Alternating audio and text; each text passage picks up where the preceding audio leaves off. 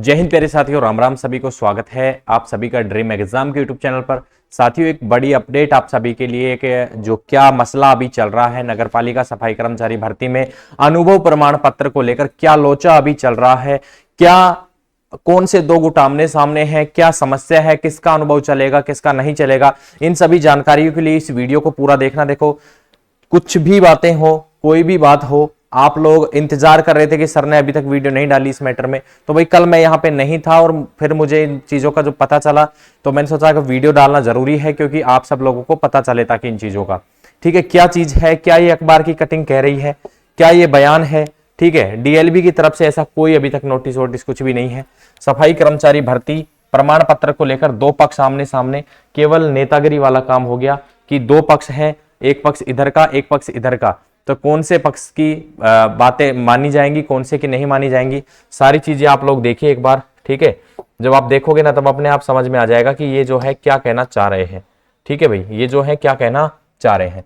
गैर वाल्मीकि समाज का मत जो है अनुभव प्रमाण पत्र की बाध्यता हटे, यानी कि गैर वाल्मीकि समाज जो है वो कह रहा है कि जो अपना जो अनुभव प्रमाण पत्र है इसकी बाध्यता हटे, और दूसरा गुट बोला हटी तो फिर हड़ताल होगी, कि वाल्मीकि समाज कह रहा है कि अगर ये बाध्यता हटी तो फिर क्या होगी, हड़ताल होगी। तो इस चीज को लेकर देखिए, जयपुर का अखबार है, कल का अखबार कटिंग है। जयपुर शहर में होने वाली सफाई कर्मचारियों की भर्ती पर अब नया संकट खड़ा हो गया है। भर्ती में अनुभव प्रमाण पत्र की अनिवार्यता के मामले में दो पक्ष आमने सामने हैं। एक तरफ जहां वाल्मीकि समाज सफाई कार्य पर अपना हक जमाते हुए अनुभव प्रमाण पत्र के आधार पर ही इस भर्ती को कराना चाहता है, वहीं गैर वाल्मीकि समाज के कुछ लोग बिना अनुभव प्रमाण पत्र के इस भर्ती में शामिल होना चाहते हैं। हालांकि वाल्मीकि समाज ने फिर आंदोलन व हड़ताल की चेतावनी दे दी है क्योंकि इस भर्ती को बिना अनुभव प्रमाण पत्र के नहीं होना चाहिए।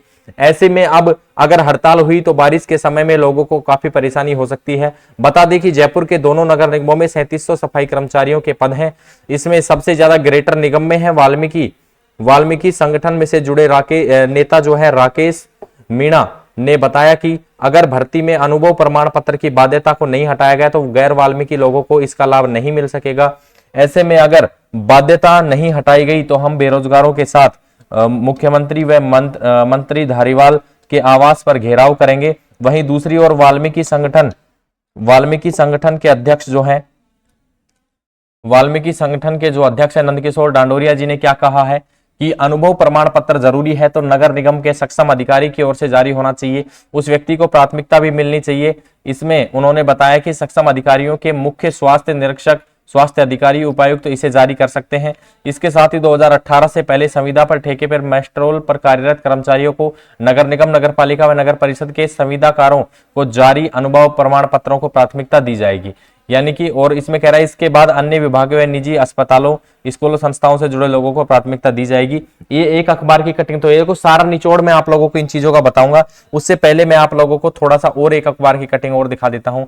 इसमें क्या कह रहे हैं, सफाई कर्मी भर्ती में अनुभव की बाध्यता पर रार। सफाई कर्मियों की 13,184 पदों की भर्ती पर अनुभव प्रमाण पत्र मांगने पर रार शुरू हो गई है। सफाई कर्मचारियों के नेता राकेश मीणा ने गुरुवार को कहा, अनुभव प्रमाण पत्र का औचित्य यह नहीं है कि यदि प्रमाण पत्र लिया तो इस दायरे में संविदा सफाई कर्मी ही आएंगे।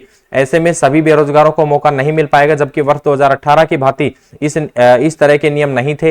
यदि सरकार ने इस पर प्रमाण पत्र की बाध्यता को नहीं हटाया तो 7 दिन बाद बेरोजगारों के साथ प्रदर्शन किया जाएगा। वहीं संयुक्त वाल्मीकि सफाई श्रमिक संघ के अध्यक्ष नंदकिशोर डांडोरिया ने कहा कि अनुभव प्रमाण पत्र की बाध्यता नहीं हटानी चाहिए। तो ये तकरार दो गुटों में हो चुका है।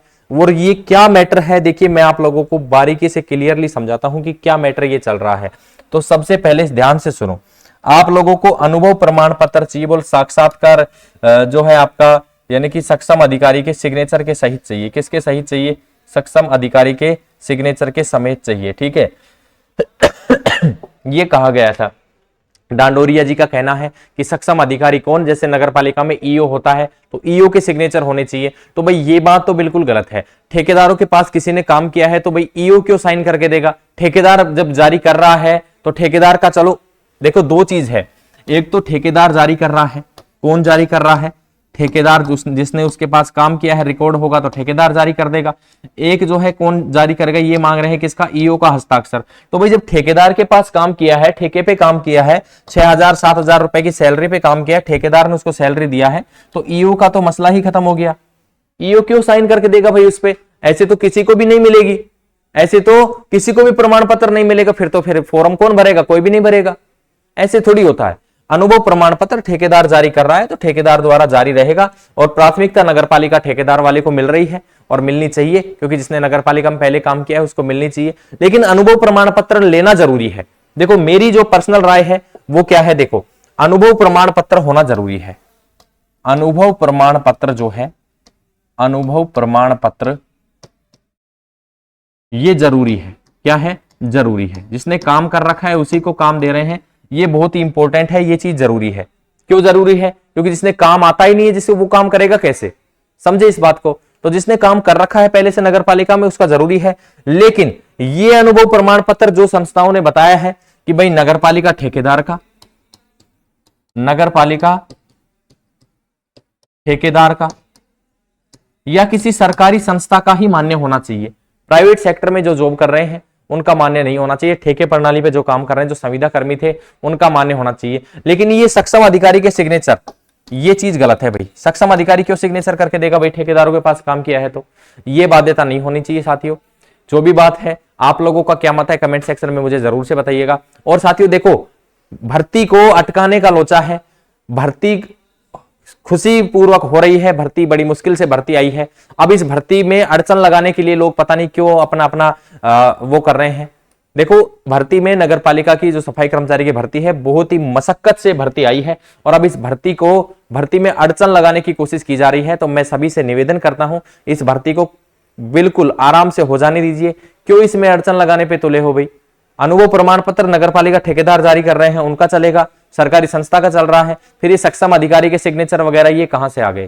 प्राइवेट संस्था के नहीं चलाने, मत चलाओ भी, लेकिन ये नगरपालिका ठेकेदार के जो अदर जो चल रहे हैं इनको चलने दो, ठीक है। और दूसरी बात, यहां पे क्या समस्या है? समस्या कुछ भी नहीं है, बस भर्ती को अटका के रख दोगे और कुछ भी बात नहीं है।